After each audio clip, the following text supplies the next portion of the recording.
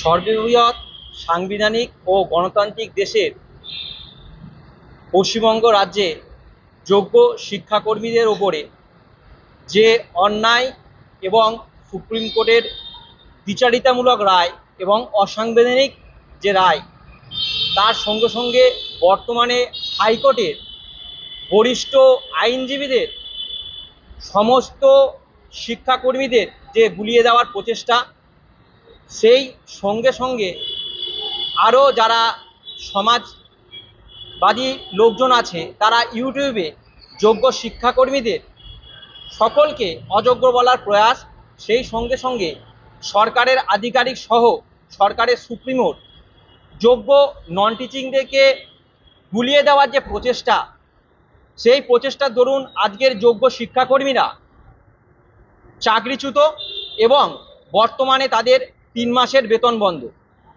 সকল সমাজ মাধ্যম এবং সোসাইটি আজকে প্রশ্ন তুলতে শুরু করেছে 2016 থার্ড আরএলএসটির মাধ্যমে নন টিচিং পোস্টে যারা নিযুক্ত হয়েছিল তারা সকলে অযোগ্য কিনা। আপনাদের সকলেরই জেনে রাখা উচিত, সুপ্রিম কোর্ট তার ভার্ডিকে পরিষ্কারভাবে ব্যক্ত করেছে যে 2016 আরএলএসটি প্যানেলে সিবিআইয়ের চিহ্নিত করা টেন্টেড পার্সন অর্থাৎ টেন্টেড অযোগ্য আছে এবং সেই সঙ্গে সঙ্গে 1255 জন যোগ্য গ্রুপ সি ও 2139 জন যোগ্য গ্রুপ ডি আছে। তাদেরকে সকলে আজকের গুলিয়ে দিয়ে মারার চেষ্টা চলছে। তারই প্রতিবাদে আমরা আগামী 25শে জুন বুধবার দিন এসএসসি অভিযান কর্মসূচি নিয়েছি এবং অবস্থান বিক্ষোভেরও কর্মসূচি নিয়েছি। যতদিন পর্যন্ত না তারা আমাদের এই 3টি দাবি পূরণ করবে ততদিন পর্যন্ত কিন্তু আমাদের এই অবস্থান কর্মসূচি অব্যাহত থাকবে। 1 নম্বর দাবি হলো আমাদের এই যোগ্য 1255 জন গ্রুপ সি এবং যোগ্য 2139 জন গ্রুপ ডি অর্থাৎ টোটাল 3394 জন যোগ্য শিক্ষাকর্মীর লিস্ট, সার্টিফাইড লিস্ট অবিলম্বে প্রকাশ করতে হবে। 2 নম্বর, সকল ওএমআর কপি যেগুলো সিবিআই উদ্ধার করেছে সেই ওএমআরের স্ক্যান কপিগুলো এসএসসির ওয়েবসাইটে আপলোড করতে হবে। এবং থার্ড, যেটা আমাদের এই 1255 জন যোগ্য গ্রুপ সি ও 2139 জন যোগ্য গ্রুপ ডি কে অবিলম্বে আইনি পদ্ধতি মেনে স্কুলে ফেরাতেই হবে যে কোনো পদ্ধতিতে। সুপ্রিম কোর্ট যেখানে বলেছিল যে ফ্রেশ সিলেকশন প্রসেসের কথা, সেখানে সরকার তাকে নিয়ে গেল রিক্রুটমেন্ট প্রসেসে। প্রথমেই একটা বিষয় আমি একটু ক্লিয়ার করে বলে দিতে চাই যে কিছুদিন ধরে আমরা দেখতে পাচ্ছি, প্রথমে যখন সুপ্রিম কোর্টের 3 তারিখে যে ভার্ডিক্টটা হয়, 3 তারিখে যে রায়টা হয়, সেখানে যে রায়টা দেওয়া হয় সেখানে সবার চাকরি বাতিল করা হয়। তারপর 17 তারিখ একটা মিসলেনিয়াস অ্যাপ্লিকেশন ফাইল করা হয়। সেটা অনুযায়ী যারা নন টেন্টেড শিক্ষক বা যারা not specified found to be tainted শিক্ষক বা যারা যোগ্য শিক্ষক তাদেরকে 31শে ডিসেম্বর পর্যন্ত স্কুলে যাওয়ার অনুমতি দেওয়া হয়, কিন্তু যারা যোগ্য শিক্ষাকর্মী তাদেরকে স্কুলে যাওয়ার অনুমতি দেওয়া হয়নি। কারণ কি? কারণ বলা হয়েছিল যে শিক্ষাকর্মীদের প্যানেলে দুর্নীতির পার্সেন্টেজ একটু হাই। কিন্তু এই বিষয়টা ভুলে গেলে চলবে না যে শিক্ষকদেরও যেমন যোগ্য অযোগ্য দুটো ভাগ আছে, শিক্ষাকর্মী অর্থাৎ গ্রুপ সি গ্রুপ ডিদেরও কিন্তু যোগ্য অযোগ্য দুটো ভাগই আছে। শুধু তারা যোগ্য শিক্ষাকর্মীরা স্কুলে যাওয়ার পারমিশনটা পায়নি, কিন্তু তার মানে এই নয় যে শিক্ষাকর্মীদের প্যানেলে সবাই অযোগ্য। কিছুদিন ধরে আমরা দেখতে পাচ্ছি সরকার একটা ভাতা ঘোষণা করেছিল, সেই ভাতা নিয়ে বা অন্যান্য বিষয় নিয়ে বিভিন্ন আইনজীবীরা, বিভিন্ন হাইকোর্টে বা বিভিন্ন সংবাদ মাধ্যমে বিভিন্ন লোকেরা তারা একটা বোঝানোর চেষ্টা করছেন যে শিক্ষাকর্মীরা নাকি সকলেই অযোগ্য, একটা অযোগ্যদের টাকা দেওয়া হচ্ছে। হ্যাঁ, অযোগ্যদের টাকা দেওয়া ছিল, এটা ঠিক কথা, তাদেরকে টাকা দেওয়ার জন্য একটা নোটিফিকেশন বার করা হয়েছিল, কিন্তু মনে রাখতে হবে এই প্যানেলে কিন্তু যোগ্যরাও ছিল।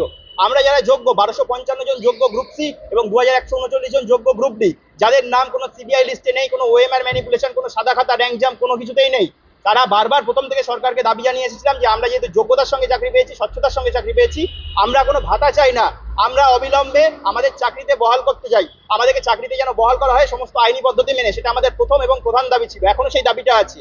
কিন্তু আমরা দেখলাম সরকার যতদিন পর্যন্ত আইনি প্রক্রিয়া চলে ততদিন পর্যন্ত একটা ভাতা ঘোষণা করেছিল।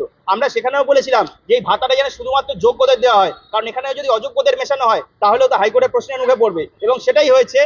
শুধুমাত্র হাইকোর্টে বিভিন্ন আইনজীবীরা বা বিভিন্ন অন্যান্য রাজনৈতিক দলের নেতা নেত্রীরা তারা একটা প্রেজেন্ট করার চেষ্টা করেছে যে শুধুমাত্র অযোগ্যদেরই নাকি টাকা দেওয়া হচ্ছে।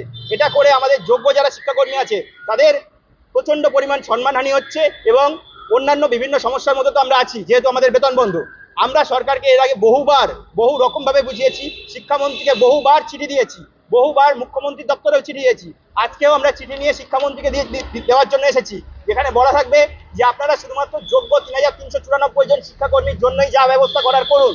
প্রতিবার যোগ্য অযোগ্য মিশিয়ে দিয়ে আমাদেরকে এরকম গিনিপিগের মতন এক্সপেরিমেন্ট করা বন্ধ করুন আমাদের সঙ্গে। পরিষ্কার কথা, 1255 জন যোগ্য গ্রুপ সি এবং 2139 জন যোগ্য গ্রুপ ডি, এরা প্রত্যেকে মেধার ভিত্তিতে এবং সমস্ত প্রতিযোগিতা টপকে এবং সরকারের এই বিপুল দুর্নীতি টপকে তারা চাকরিটা পেয়েছিল। তাই তারা যোগ্যদের মধ্যে যোগ্যতম, তাই তাদের জন্য অগ্রাধিকার দিয়ে ব্যবস্থা করা উচিত। আজকে যোগ্য শিক্ষাকর্মীরা বিভিন্ন জায়গায় অসুস্থ, তারা শারীরিকভাবে অসুস্থ হয়ে পড়েছে, তাদের বাড়িতে লোনের চিঠি আসছে, তাদের যাদের ব্যাংক লোন ছিল, বাড়িতে বৃদ্ধ বাবা মায়েরা অসুস্থ। কেন আমাদেরকে এই দিনটা দেখতে হবে? আমরা কি যোগ্যতার সঙ্গে 12 লাখ 15 লাখ টাকা না দিয়ে আমরা যে চাকরিটা পেয়েছিলাম, খেটে খুঁটে আমরা যে চাকরিটা পেয়েছিলাম, সেটাকে এই জন্য? তাহলে কেন সরকার আমাদের জন্য আগে ভাববে না? আমরা এর আগেও সরকারকে চিঠি দিয়েছি, শিক্ষা দপ্তরে চিঠি দিয়েছি এবং শিক্ষামন্ত্রীকে মুখ্যমন্ত্রীকে প্রত্যেকটা জায়গায় চিঠি দিয়েছি। আমরা আজও চিঠি একটা দিচ্ছি, যেখানে পরিষ্কার বলা আছে আমাদের যোগ্য যারা শিক্ষাকর্মী, যোগ্য গ্রুপ সি গ্রুপ ডি 3394 জন, তাদের জন্য যেন অগ্রাধিকার দিয়ে ব্যবস্থা করা হয়। এবং আমাদের যে মূল দাবি, যে যোগ্যদের সার্টিফাইড লিস্ট পাবলিশ করতে হবে, 22 লক্ষ ওএমআর পাবলিশ করতে হবে এবং যোগ্য 3394 জন শিক্ষাকর্মীকে অবিলম্বে চাকরিতে নিয়োগ করতে হবে আইনি পদ্ধতি মেনে। এই দাবিতে আমরা বুধবার দিন এসএসসি ভবন অভিযান করছি। আমরা আশা করব তার আগেই সরকার আমাদের সঙ্গে আলোচনায় বসে সুষ্ঠুভাবে শুধুমাত্র যোগ্যদের জন্য সমস্যার সমাধান করবে। এটা আমার অনুরোধ সরকারের কাছে সবার মাধ্যমে, যে সরকার যেন অবশ্যই আবার বারবার ধরে অযোগ্যদের সঙ্গে আমাদের গুলিয়ে না দেয়, অযোগ্যদের সঙ্গে আমাদের এই যোগ্য 3394 জন শিক্ষাকর্মীকে যেন গুলিয়ে না দিয়ে শুধুমাত্র আমাদের জন্য যেন নির্দিষ্ট কোনো ব্যবস্থা করে। এটাই আমাদের বক্তব্য।